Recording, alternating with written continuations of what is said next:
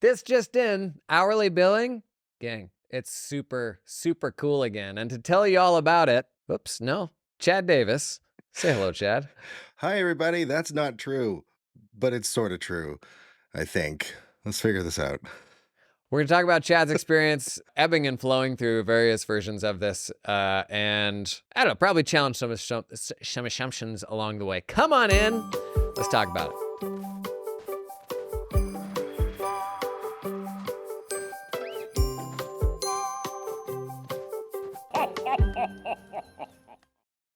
Okay, Chad, you've been on the podcast before. Wait, what's a shashumption? Assumption. I suspect most folks know you, past mayor of Automation Town, but for folks who don't, you want to do like a 30-second intro. Yeah, that was fun, Automation Town. I listened to another episode a couple weeks ago, and it just reminded me of the good old days. That was fun, Jason. 30 seconds. Hi, my name's Chad. I'm from Canada. I have a CPA firm there called Live CA, which I started with my business partner Josh, which I'll be mentioning throughout today, I guess.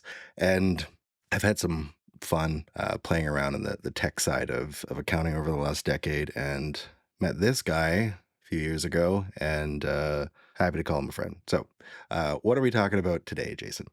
So we're talking about the shirt you're wearing that says "I love timesheets." Oh, Um, yes. just he's not really. I'm just kidding. It's a tattoo. It's a tattoo. It's a shirt that's tattooed on his skin. So Um, Chad's firm has like taken a cajillion different forms over the years. Weren't you like the first straight up purely virtual firm in Canada? I think there's lots of people that were on their own, not in an office for many years before us, but definitely one of the first. I think 20 in Canada it was actually illegal for you to operate like that. So we kind of worked with the governing body to make it legal. Took a few years, but yeah, we were some of the first ones to do that. There's a group of a bunch of us that kind of came out of the woodwork around 2012, 2013. Yep. And even though these are all Canadian firms, I mean, we still talk about them like they're full accounting firms, even though they're not American. When was Still they're called CPAs. Just when don't know if it's an accountant thing, maybe. But either way, yeah. So there's when did you lots of start? Americans that did it too. When did you start this firm? 2013, this iteration of it, and I had a company before that. But we're Okay. losing people, Jason. Let's get to the meat. Okay, so you have ebbed and flowed. Started with just you and your business partner. I know you had a whole bunch of employees. How many employees do you have now? It was at its peak, a little over 110, and then today it's right around 60. So there's a big old story around that, and happy to share that. And I think that's part of the reason why here's the bump. We like timesheets and tracking time. That's going to upset a lot of people, How dare you? but Okay. there you go. So for the people that listen to this, who are at all of these various stages in the journey from very early, maybe not early, but small to big and kind of every step along the way, I'm curious specifically around how you have built what you do and tracked profitability and stuff like that. Like what is the evolution from the super caveman basic way you started and like the sort of steps down that journey? Sure. Bullet points, shout out to Jason Blummer and Thrival. We were one of the members back in 2013. Oh, wow. Really leaned into the three-tiered pricing, which we kind of learned from him. And from there, it was like pretty much our first couple clients. We were doing the three-tiered pricing, the unlimited support, the not tracking time thing. Fast forward a few years, we realized we were like lacking some insights or lacking other things that I know a lot of pro value pricers are going to say I'm doing wrong. But regardless of that, we started time tracking, but not for clients, mostly for our own internal purposes to get an estimate of like what a price floor would look like and time floor would look like for different services. And that evolved into something that we're using today, which is completely different than the three options, than the unlimited support, the subscription pricing.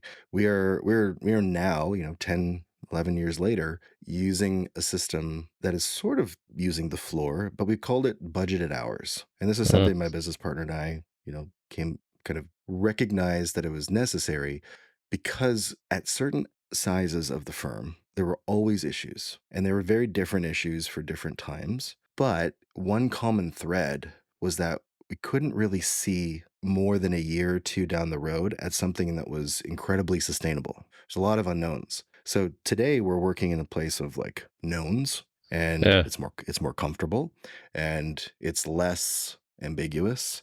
And here's the kicker. We're actually like more profitable, have higher engagement ratings from our team. Customers are more aware of what they're paying for. And it's just something that we lacked, I think, for the last decade, for better or worse.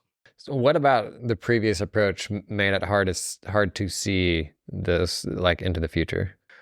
Sure. So if I think of like one example, we like most firms have seasonality issues, and the way Yeah. that we got around that was by overhiring. So we just had enough people that we kind of masked our own problems, but that created a problem from a financial perspective where we Yeah. were having higher prices and costs for our team members than maybe what the optimal mix for the company was. So we had always wanted to go down the route of offering a lot more perks and more retreats. And like we used to do epic retreats that would cost hundreds of thousands of dollars. And it was like really For fun. real?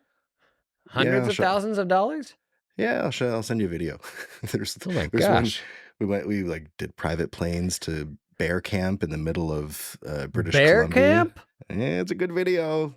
Do the thing where you do like link above. Um, What's a bear camp?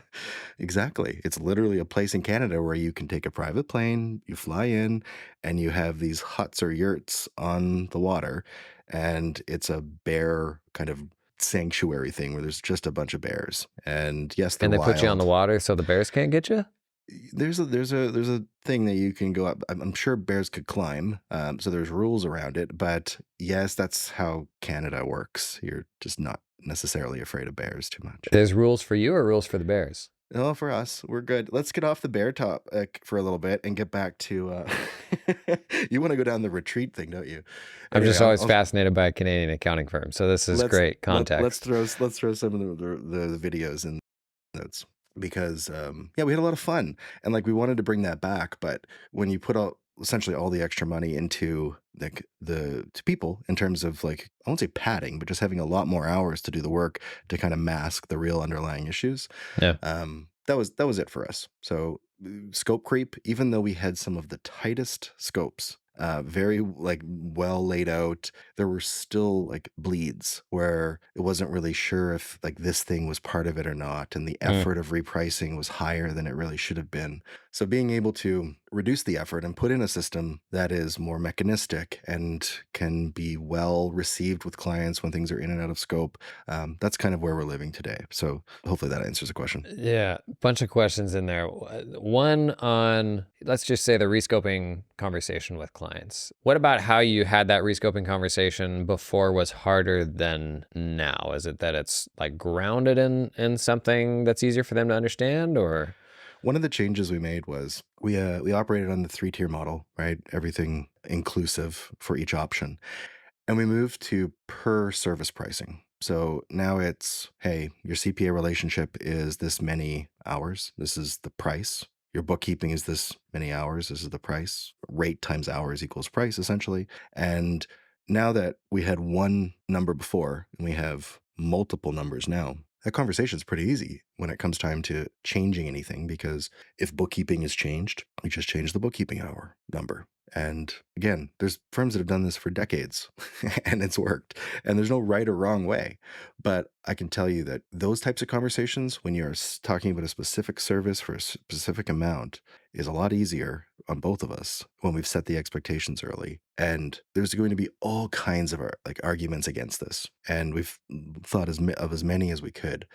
But this new rigor around attaching hours to services and then using that as a mechanism for like an annual renewal or a 6-month check-in has created an opportunity that we didn't have before in our data to do like really good capacity planning. And that's the nugget that I took from this whole exercise is that if we didn't do capacity planning like this, we would still operate like we did, which wouldn't give the clarity to the team members as much as they could have. So it was the whole 180 from how we operated before and spoke so highly about it. But I think as your firm progresses, you're presented with new information, with new types of customers, with new market information.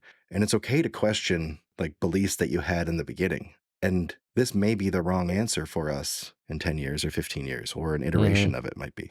But the results so far, like a year in, have been happier team, happier clients, more profit, not more revenue, but more profit. And now we have a system and a mechanism to grow the company should we want to. Before it was a little bit flimsy. This episode is sponsored in part by the fine folks at Cloud Accountant Staffing. Do you hire accountants? Bless your little heart. Not the best part of the job, in my opinion. Not something I ever enjoyed. Well, listen, you can build your accounting dream team with talented offshore accountants in the Philippines that work 100% full-time for your firm. Their accountants aren't freelancing or contracting for multiple firms. They're all yours. They work exclusively for you and are incentivized to stay with you and your team long-term. They're not gonna get swiped. Cloud Accountant Staffing is 100% dedicated to the accounting industry and founded by a former accounting firm owner that understands your business, knows your pain points. They had to hire some accountants and they said, you know what, we're gonna build our own pipeline in the Philippines. Gonna pull in some super talented people and then open that up to other firms. Basically, that's the story. We've been talking about a lot about staffing, building more resilient staffing pipelines for your firms. I had staff in the Philippines, totally red pilled me to oh geez, we need to globalize the way that we get our work done. Check these folks out. Link in the show description, cloudaccountantstaffing.com. This episode is sponsored in part by Forwardly. Are you tired of waiting for payments that seem to operate on their schedule, not yours? What the heck? Say goodbye to slowed ACH transfers and rising credit card fees. Welcome to Forwardly, where you can receive payments instantly in 22 seconds. What? Okay, sidebar, thought experiment. I just initiated a payment to you. Put a pin in that. Receive payments instantly in 22 seconds for 80% less and no monthly fees. I like that. With automatic payment options and automatic reconciliation with QBO and Xero, Forwardly streamlines the whole payment process. Same day ACH, man. I don't know why this hasn't been normalized everywhere. Why are we not doing more same day ACH? By the way, your payment that I just started, it just arrived. It's been 22 seconds. How fast was that? Legal has informed me I need to say I have not in fact paid you. Just to clear that up. Just a mental exercise. The future of business payments is here. It's here and waiting for you at forwardly.com. Check out the link in the show notes to learn more. Well, let me throw those the usual questions at you, the counter arguments for where people usually tear this down. You were tracking time before. We were. So on the subject of capacity planning, what about changing how you priced, assuming you were tracking hours before and after? What about changing in how you price impacted how you capacity plan? I don't know, be more specific. You say couldn't we do the same thing essentially Before, before? If you already were tracking. One thing that was not. Here's the thing. Every firm operates a little differently at different sizes. And we don't know what it's like to operate a firm above 110 people, but I know that I don't like it at 110. I really like it at 60 and using this process. So it's about as much as it is setting expectations with your customers about how price changes as it is about the system that's in place. So you could absolutely do everything you talk about. However, what I found is the more customers you have and the more employees you have and the more people that are in the process, the greater the possibility of scope creep lead into what you have so eloquently put together. It still is a call. It still is an issue, depending on the type of firm makeup you have. Maybe it's an email, maybe it's automatic. Who knows? The answer is yes, it could absolutely work for any type of firm in any type of situation. We just couldn't because we had essentially not a big enough sales team or a process around making those changes anytime scope creep popped in. So it was a production essentially every time we needed to convince somebody that their $3,000 a month plan is now $3,600, even though to them nothing's changed except for bookkeeping. So now, here's a weird thing. that 3,600 might be $200 of bookkeeping increases, $200 of like a new tax form or something and whatever. But if you're only presenting one price and throwing this stuff in, how do they know what is what? And like, it's okay to operate like that. We've operated like that for a really long time and have been able to have good conversations about this and made sure that there was profit at the end of the day. But that variability of the financial model when we weren't as rigorous was a real issue. And probably happened at around 60 to 80 people when it really kind of went off the rails a bit.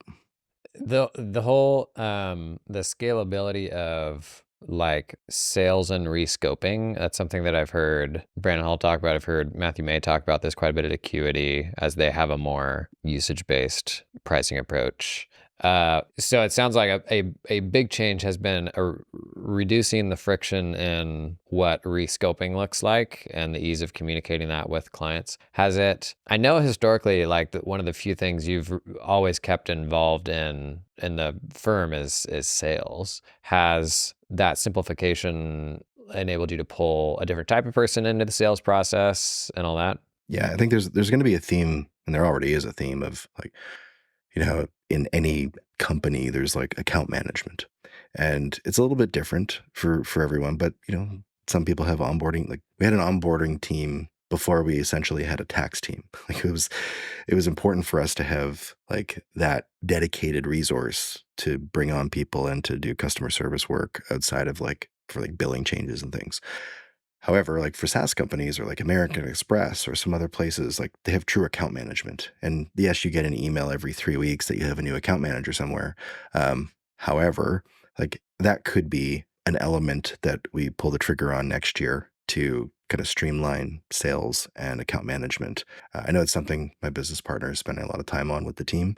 But the short answer is I'm no longer the linchpin in, sales because this new process allows for estimates, revisions, monitoring, matter of fact outcomes.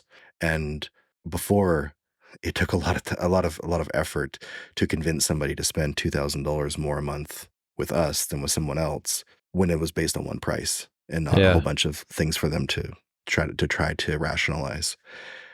Could be I'm a horrible salesperson too. So everything to its own. Well, and that's interesting to me too. So Michael Girdley on Twitter often talks, and he's owns a whole bunch of different companies, and he talks quite a bit about how he's built companies oftentimes around the capabilities of the people that he has, whereas most wisdom is like build the system and then plug the people into it. But he kind of goes the other way around. Do you think, and kind of on the subject of the right answer being maybe very firm dependent, if you had five more Chads, or if you were the problem, and if you were better at this or something like that, do you think it would change what the right answer is if maybe you had the right people to have those rescoping conversations? Is it people skill dependent? No, like you said, anything could work with the right circumstances, but we're trying to get away from things that fail easier at scale without the right systems around it. So Mm-hmm. specifically, we've been in like very consultative sales, and it took a long time to work through a new customer and to get them on board. Our new sort of approach is, hey, we know enough about the services. Like anybody on a sales team can go through and do this. And I know that's kind of like the Matthew May approach. The systems that are put in place, I would much rather have simplistic and less consultative. So much so that as we got bigger, and again, there are thousands of firms bigger than us. However, like as we kind of reached that 100-person mark, we started finding that the sales process was the hindrance. Like having a call for every single time you needed to do this, or even an email, created a lot of friction. An email has the capability of like pissing somebody off and making them want to run without context. A long call might help, but it's not scalable. So we're trying to get out of a lot of the services that are based off of like individual people skills and going back to more of a well-run controllership model. that to me is easier to digest for a lot of the team members who want sort of calmness in their life after the last 3 or 4 years of chaos. And being able to, like, stand up and say, "Yes, we are building a calmer experience for accountants to be able to do their work in 40 hours a week, or if they're part-time, less. And here's how we're offering this, and here's how your support will act," is a lot. It lands better with me because I feel like that's the type of company we want to build, at least for the next few years. Like, Hmm. obviously, with everything in life, you see how it goes, but like initial signs are that people are happier, and so are the clients. I know you could pull on that for a second, but I'm curious. You're no slouch to this kind of stuff too. Do you have any parallels between, like, when you put in that CAS division in your firm versus the history, sort of the hourly people before, and how that kind of lines up with this experience? Yeah, so my background was I bought an 80-year-old tax practice that was all hourly billing and everything you would expect from a legacy firm, and then launched a remote distributed CAS practice. So tax was in an office, CAS was distributed, and we always tracked time. We had almost like a time tracking as a mechanism of kind of sounding an alarm bell. Also, in my opinion, especially when you're working in a distributed environment where some stuff isn't as apparent as if somebody's obviously visibly struggling or something like that. I think that I have a hard time pretending that time doesn't exist of all of the factors and the ways that I can care for my people and all of that. And like we did like stand-ups, like we did daily stand-ups, we did check-ins, one-on-ones every single week. We did all that stuff. The reality is, even there where like a big argument against tracking time is like getting away from the gaming of the time system, like even moving away from that, like people are still going to put up the front that they think their employer want to see, and oftentimes you only find out that that was a front when they leave and they've been working their butts off because they didn't have the support that they needed but were not willing to like tell anybody about that or raise their hand. Or so there, it's time is never the only metric, but it also feels really incomplete to just pretend that shouldn't be a metric. Now if I had a really small team and like I was the manager and I was the boss and it was not a huge number of people, I think that answer looks different. I never got to the point where, so we were about 40 people when I left. And so I oversaw sales myself. And I think delegating the sales and the scoping conversations, actually that was as I was leaving, the first year of renewals where the team managed all of that was as I was headed out the door. So I feel like in general, we value price, but then tracked time as a way of ensuring stuff was still on the rails. And then anytime we had a new client coming in, we would sort of budget what we thought that would look like as a floor of what we were willing to do. But then we would try to value price above that. That being said, like I was the only one in the entire firm that I had confidence in doing that. And that's what like got me to the question of, is it a skills thing? Is it a capability thing? Like if we all had, not to call anybody out in particular, if we all had 10 Ron Bakers working for us, would the right answer be different? Like because you have people with different types of capabilities and you had an abundance of folks that could have those scoping conversations really eloquently. I don't know. I don't know either, but it would fix the problem that we had with it taking a while when there was a bottleneck. Yeah. Yeah. I liked what you said about the yeah, it sounds like you have gone through that. And I just want to be very clear, because when you said, we track time and that creates a floor and then we try to value price, like we've been in the exact same situation. That's our whole firm. And when we switch to, okay, here's the hours, but we're not going to bill you every month based on the time. We're going to look at it only if there's like a 30% deviation for 3 months in a row. We're also going to meet with you 3 or 4 months in and check our estimates against how things are going, give them a guarantee when they come on board. I still really love the ideas of guarantees, especially with new clients, and with existing ones. And then being able to encourage the team so much so to track time, so much so that like it's in their best interest to protect their work schedules. So we have people that are like, oh, I forgot a couple extra hours on that. I need to go update that, because the link between their calm week and month is directly related to those inputs and how we like manage the whole system. And you will always have gaming of the system in some elements, right? Someone who really doesn't want to do a lot, they might inflate their hours. But that gets thrown through the ringer too, because then the price has to be higher and it's way above market.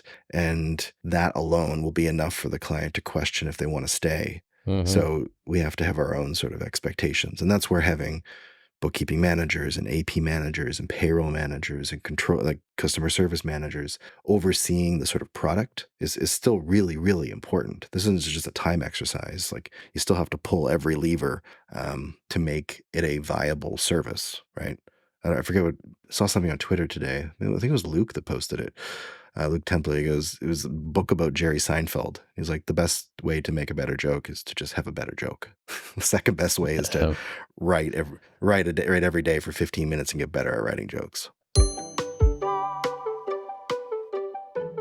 This podcast is brought to you in part by Team Up, who helps you find super talented Filipino accountants. Hire them yourself without any sort of ongoing monthly fees. They can source accountants with experience working at US or Australian accounting firms. Familiar with tools you use like Xero, Cubio, and Dext? They can also recruit specialist roles like bookkeeping team leads who have leadership experience or US tax specialists. What? Team Up recruits these people for you for a flat one-time fee. They are headhunters, not the typical outsourcers, and they can connect you with an affordable employer of record if you need help with payroll and compliance. Right now you can save $1,000 on end-to-end recruiting. Current price is $3,000 to find you a great accountant, but it is going up to $4,000 in January. That's right, act now. Remember, other outsourcing companies often mark up salaries by 50% or more. What? So you'll save a ton by hiring directly and get to build your own team for the long term. Just go to hireteamup.com to start building your Philippines team and sign up before January to save a bit of cheddar, even if you won't be ready to hire for a few months. You know, people often ask me, Jason, who is this episode sponsored in part by? Well, today, this episode is sponsored in part by LiveFlow. Did you hear the news? LiveFlow just launched a consolidation product. You actually might have seen it on the main channel recently. We did a whole demo day of it. LiveFlow's automated multi-entity consolidations, it's beyond simple to use. You can easily map multiple unmatching chart of accounts from multiple QuickBooks Online companies into one standardized report. And once it's set up, LiveFlow is going to get to work updating the consolidations automatically in real time, the realest of times. So you can focus on analysis using instantly updating data across entities. LiveFlow can even consolidate financials that are in different currencies. That sounds disgusting. Yikes. And it doesn't stop there. LiveFlow offers flexible, powerful reporting tools, create customized dashboards that meet your specific needs, you little snowflake. Build executive presentations, cash flow forecasts, and more with just a few clicks. The consolidation thing is actually super cool. If you haven't seen that yet, check it out on the main YouTube channel. And thanks to LiveFlow for sponsoring the pod. All right, one thing you touched on a bit that I'm interested in, I think when we have something that we kind of recoil at, it's because we've only ever seen versions of it that were bad and hosed people. And I think that's when people think of hourly billing, when they think of firms getting larger, in our head, we all have this view of like the just the machine, you know, the mega firms and how that just kind of churns through people. What is the difference? And obviously there's 100 differences probably, but like ultimately then what separates you from this sort of meat market approach to like just grinding through arbitraging people and like the kind of environments you see in these super unhealthy firms versus, oh no, like we actually worked out a way to make a healthy environment that still uses this time-based stuff? Yeah, like you said, there's 100 ways. I think what we're really working towards is like a minimum profit percentage that's reasonable. You know how some firms like carry a badge of like, oh, we're at 70% gross margin and 50% net. It's like, I don't know who you are, but I've never met anybody that's like with like that unless they're like really, really reaming their people. The idea of being not greedy is like front and center for me. I'd like to have a firm that is making enough money to pay for all the app increases that are coming through every 3 months from app partners. Can afford, you know, a reasonable salary increase for everybody every year, where benefits can continually get better every year.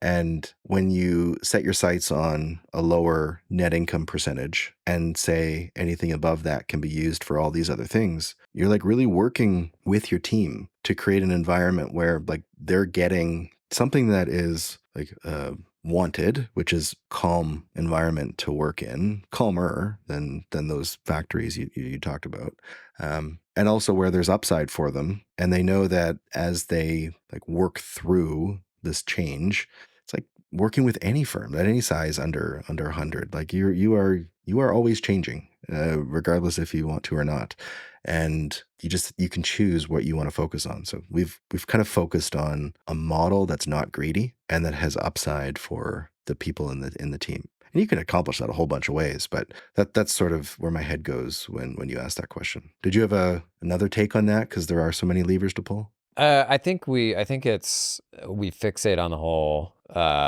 like billing and pricing methodology probably too much when there's like bigger factors at play, like what can my team actually get behind and what's going to lead to having a just positive experience. And well, I mean, this is similar to what you're saying. A really helpful conversation with me running a firm was just considering and getting explicit about what exactly do we want out of the firm? What's the expected profit that we need to hit this year? And then how do we back into the most enjoyable way to get there, basically? And some of that was like price increases and doing more work for less money.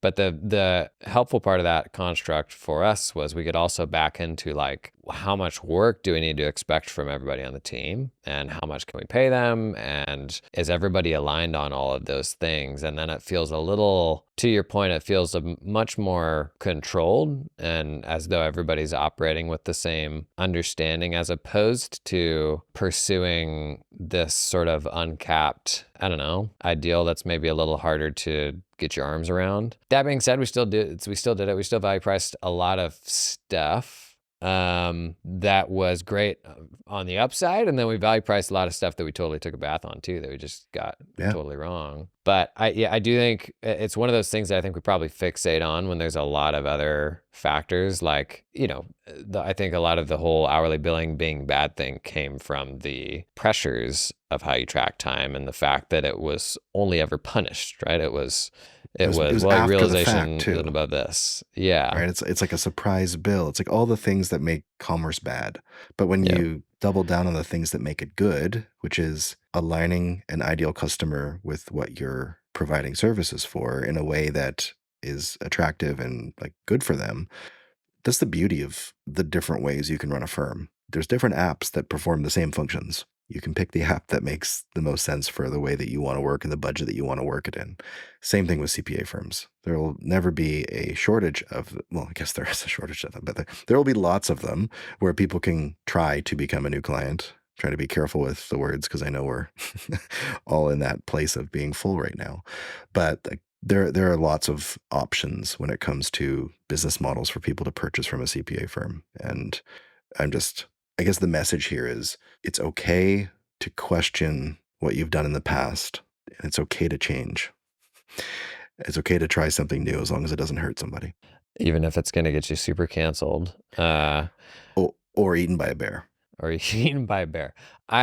So one last thing I want to ask you about, because I don't think it's hard to visualize building a really healthy environment for your team, and how maybe the explicitness of that and things being tracked maybe make it easier to build boundaries around ensuring that folks aren't stretched too thin and too much is not asked of them, as long as like you are not cracking the whip on the hours. It is like a helpful feedback loop. I can see that on the internal side. What do you say to managing the big issue of ultimately productivity not being associated with time, right? So is there a concern that accountant A is wildly less efficient than accountant B, say, and that may not necessarily be evident simply by looking at time?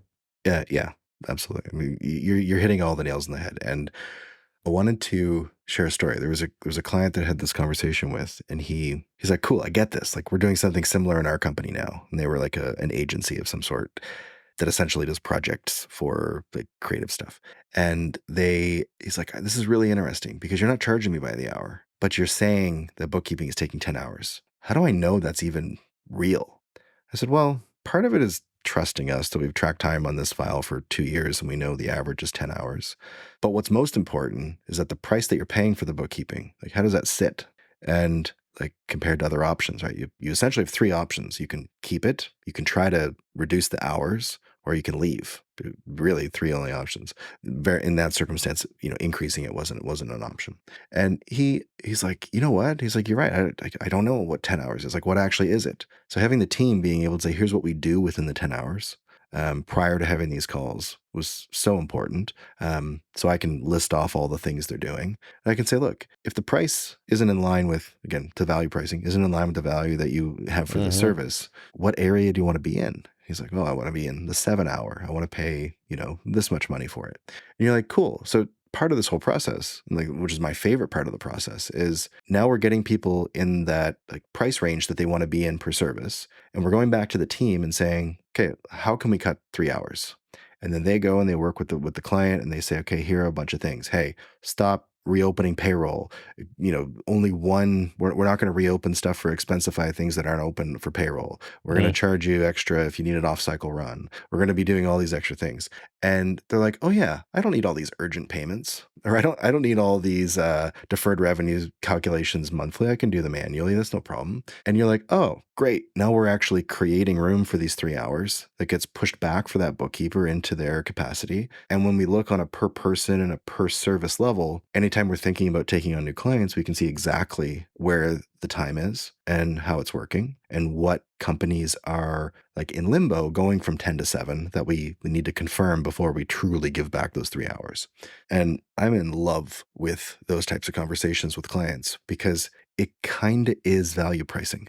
Yeah. You're just using a different mechanism with more controls. Yeah, I mean, all this makes you think none of this really matters. This is all so inside baseball. Like if you could, It's so inside baseball. If you could have all of your clients give you a net promoter score and it was a real net promoter score and not just your promoters doing it, if you could have all of your employees do the same thing and like say, how happy are they? Like ultimately, aren't those the things that matter? And however you get there, even if it's non-traditional, it doesn't really matter. Yeah. Job completion rates, retention rates for your teams, the ability to give them raises every year, clients Pizza not parties. self-selecting out. Yeah, pizza parties. Or was it coffee cake? No, that was my business partner.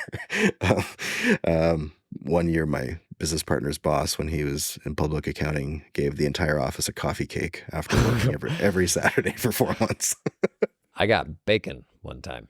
And the year before, we got cash. And our boss thought it was hilarious. He's like, check it out. I got you these giant things of bacon. And he just thought it was the funniest thing. And we're like, can I just have money like I did last year? Retention rate. Yeah. Next year. Anyway, Yeah. this was fun. There's a lot more stuff that went into this that we didn't get to cover, but I think the general notion is like you will always end up talking pricing with accountants. This is like the thing to talk about. There's 100 different ways to skin that cat, and I think the only people that are wrong are essentially the people that say there's only one way to do it, and that's just not how the world works. Awesome. Thanks for doing this, Chad. If people want to go tell you how wrong you are online, where can they find you? So you can find me on Twitter at jstatscpa. All the comments on that thread, please. Yeah, it was fun. Yeah, Twitter's fine at Chad Davis. Okay, and we'll find that bear video and put that in the show notes. Oh, you should just start with it and just play with it. People won't even know what they're watching. Play with it. Play it in the podcast. Good idea. Yeah, we'll play it in the YouTube video. Anyway, thanks, Jason. See you later. Thank you, Chad. Thanks for coming and hanging today. I'll see you all tomorrow.